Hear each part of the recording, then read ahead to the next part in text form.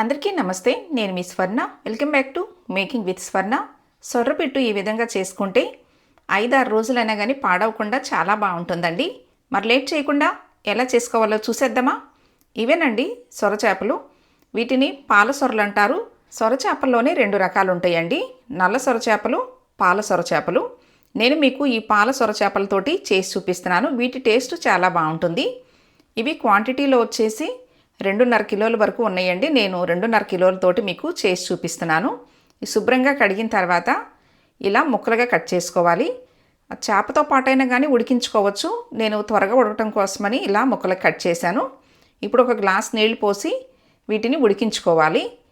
ఇవి అన్ని చేపల్లాగా కాదండి, కొంచెం డిఫరెంట్గా ఉంటుంది. ఇప్పుడు స్టవ్ మీద పెట్టేసి మూత పెట్టి ఒక 15 నిమిషాలు వీటిని ఉడికించుకోవాలి. చూడండి, మీకు 15 నిమిషాల తర్వాత చూపిస్తున్నాను. మరీ మెత్తగా అయితే ఉడికించకూడదండి. మీడియంలో పెట్టుకుని 15 నిమిషాలు ఉడికించుకుంటే సరిపోతుంది. మనం ఇలా చెక్ చేసుకుంటే ఈ పైన తోలు వచ్చేస్తే చాలండి. అప్పుడు స్టవ్ ఆఫ్ చేసేసి కాస్త చల్లారిన తర్వాత ఈ పైన తోలంతా తీసేసుకోవాలి. చాలా చాలా రుచిగా ఉంటాయండి. ఈ సీజన్లో బాగా దొరుకుతాయి సొర చేపలు. ఈ చేపలతోటి పులుసు పెట్టుకుంటారు కానండి, కానీ పులుసు కంటే కూడా ఇలా పిట్టు చేసుకుంటేనే చాలా చాలా బాగుంటుంది. చూడండి, ఈ విధంగా తోలు తీసేసుకోవాలి. ఈజీగానే వచ్చేస్తుందండి. ఇప్పుడు ఇందులో 1 స్పూను సాల్ట్ వేసుకోవాలి. సాల్ట్ అనేది మీ టేస్ట్కి తగ్గట్టుగా వేసుకోండి. ఇప్పుడు 1 స్పూను పసుపు వేసుకోవాలి. అలాగే 1 స్పూను కారం వేసుకోవాలి. కారం 1 స్పూనే వేసుకోండి, ఎక్కువ వేయకూడదు. ఈ కారం ప్లేస్లో పచ్చిమిర్చి వేసుకోవాలన్నమాట.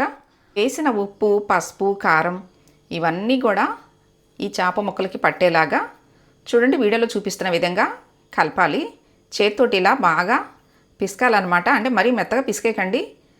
అలా అన్నీ కూడా కలుపుకోవాలి. వీటికి ముళ్ళు ఉంటుంది కానండి, ఒక్కటే ముళ్ళు ఉంటుంది. అది ముళ్ళు కూడా తినేసేయచ్చు, అలవాటు ఉన్న వాళ్ళైతే తినేస్తారు. చూడండి, ఈ విధంగా చూస్తుంటే గుడ్డు పొరట్లాగా ఉంది కదా, చాలా చాలా బాగుంటుందండి. ఇలా కలుపుతుంటేనే మంచి స్మెల్ వస్తుంది. ఇలా కలుపుకున్న తర్వాత ఇప్పుడు స్టవ్ మీద ప్యాన్ పెట్టుకోవాలి. ప్యాన్లో 3 స్పూన్లు ఆయిల్ పోసుకోవాలి. 3 స్పూన్ల ఆయిల్ సరిపోతుందండి. ఆయిల్ ఎక్కువ పోసామనుకోండి శుద్ధగా అయిపోతుంది, కరెక్ట్గా రాదనమాట పిట్ అనేది. ఇప్పుడు ఒక చిన్న స్పూన్ తోటి జీలకర్ర వేసుకోవాలి. ఇప్పుడు 1/2 కప్పు పచ్చిమిర్చి ఇలా చిన్నగా కట్ చేసుకుని వేసుకోండి. కారం ఎందుకు తక్కువ వేసుకోమని చెప్పానంటండి, పచ్చిమిర్చి ఎక్కువ వేసుకుంటున్నాం కాబట్టి కారం 1 స్పూన్ సరిపోతుందని చెప్పాను. పచ్చిమిర్చి మరీ ఎక్కువ వేయించకూడదండి.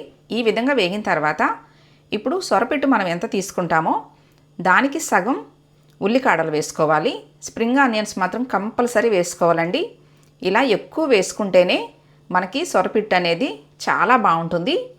ఇది కూడా ఎక్కువసేపు వేయించకూడదండి, 1-2 నిమిషాలు సరిపోతుంది. ఇప్పుడు కలిపి పెట్టుకున్న సొరపిట్టు వేసుకోవాలి. చాలా చాలా బాగుంటుందండి, తప్పకుండా ట్రై చేయండి. మా అమ్మగారు అయితే ఇలానే చేస్తారు, అది మీకు చేసి చూపిస్తున్నాను నేను. చాలా బాగుంటుంది. ఇప్పుడు స్టవ్ మీడియంలో పెట్టుకుని సొరపిట్టిని కలుపుతూనే ఉండాలి. ఆపకుండా కలుపుతూనే ఉండాలండి, లేదంటే అడుగు పట్టేస్తుంది. చూడండి, మీకు చూపిస్తున్నాను. స్టవ్ కంపల్సరీ మీడియంలోనే ఉండాలి, హై ఫ్లేమ్లో పెట్టుకుని అస్సలు వేయించొద్దు. ఇలా కలుపుతూనే ఉండాలి. 15-20 నిమిషాలు ఇలా కలుపుతూనే ఉండాలండి. అప్పుడే మనకి సొరపిట్టులో ఉండే తడంతా పొడి చూడండి ఇలా పొడి పొడిగా వస్తుంది. అలా కలుపుతూ ఉంటేనే ఇలా పొడి పొడిగా వస్తుందండి. అప్పుడే మనకి 5-6 రోజుల వరకు కూడా నిలవ ఉంటుంది. ఇప్పుడు కొంచెం కొత్తిమీర వేసుకోవాలి. కొత్తిమీరలో ఉండే తడి కూడా పోయేంత వరకు ఇంకా ఒక 5 నిమిషాలు ఇలా కలుపుతూ ఉండాలి. చాలా బాగుంటుందండి. నేను చూపించిన విధంగా మీరు కూడా తప్పకుండా ట్రై చేసి మీకు ఎలా వచ్చిందో నాకు కామెంట్ చేయండి. నేను చేసి చూపించిన సొరపిట్టు మీకు నచ్చినట్లయితే ఈ వీడియోని తప్పకుండా లైక్ చేయండి. మీ ఫ్రెండ్స్ అండ్ ఫ్యామిలీ మెంబర్స్కి షేర్ చేయండి. ఫస్ట్ టైం నా ఛానల్ చూస్తున్న వాళ్ళు తప్పకుండా సబ్స్క్రైబ్ చేసుకోండి. మరెన్నో టేస్టీ వెరైటీ హెల్దీ రెసిపీస్ చేసి చూపిస్తానండి. థ్యాంక్స్.